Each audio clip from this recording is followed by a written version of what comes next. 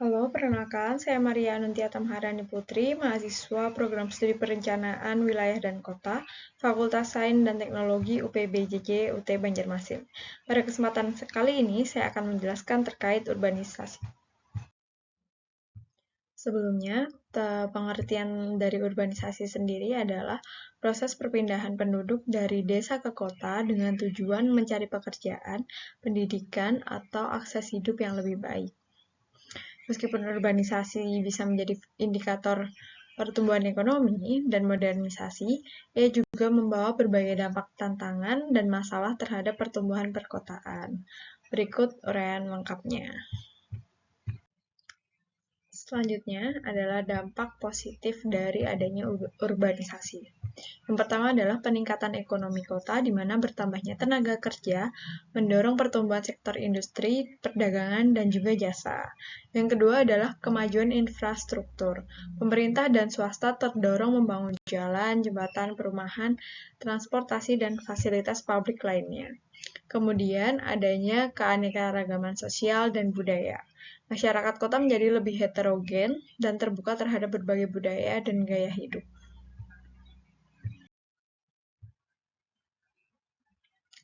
Selanjutnya adalah dampak negatif dari urbanisasi.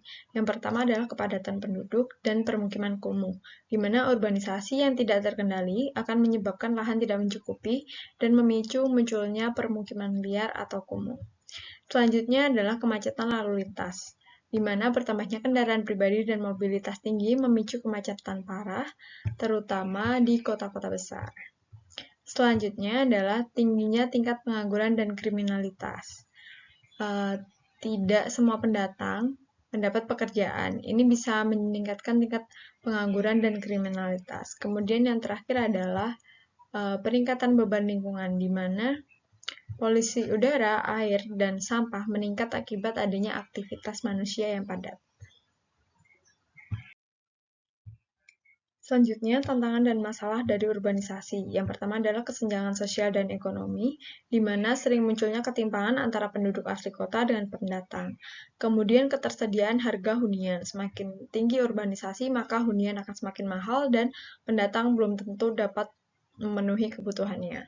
Selanjutnya adalah perubahan tata guna lahan, di mana banyak lahan pertanian yang akan berubah menjadi kawasan hunian.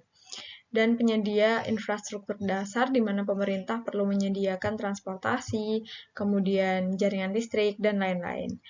Selanjutnya adalah kesiapan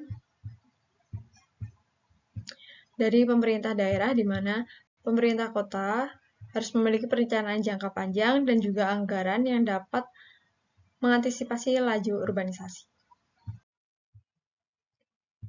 Yang dapat saya simpulkan adalah urbanisasi adalah proses alami dalam pembangunan, namun jika tidak dikelola dengan baik, maka akan menimbulkan masalah besar bagi kota dan penghuninya.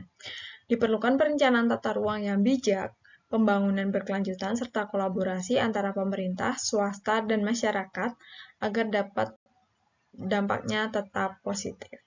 Demikian penjelasan dari saya. Terima kasih.